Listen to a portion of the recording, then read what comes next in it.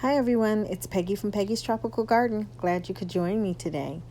I'd like to talk to you about one of the strangest looking plants that I own. Although none of the plants in this dish garden are commonly what would come to mind when you think houseplant, there's one that kind of stands out more than the other. That's the one I want to talk to you about today. If you're a succulent grower, you're probably quite familiar with this plant. Otherwise, you've probably never seen one before. This interesting looking little plant is known as the Crassula Baby Necklace.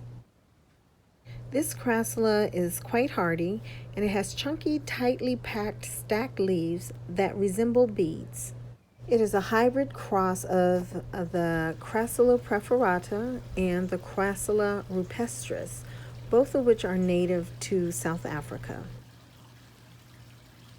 You'll sometimes hear this type of plant referred to as a stacked crassula, and it's a reference to the manner in which the leaves grow one on top of each other along the stem.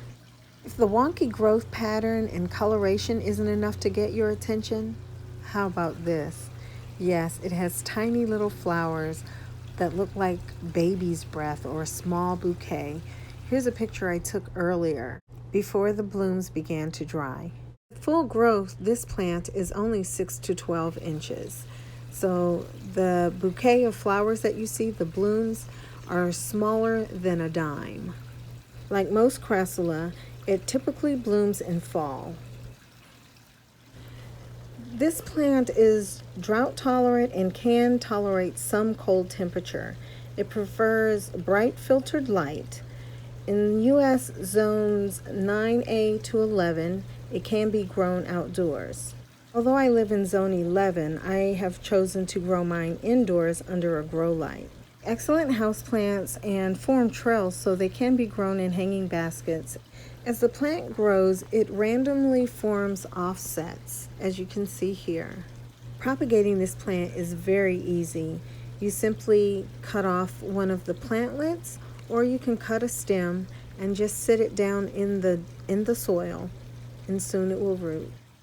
Here you can see a tiny plantlet that broke away from the plant when I was repotting, and I just sat it over here in the rocks and it has since taken root.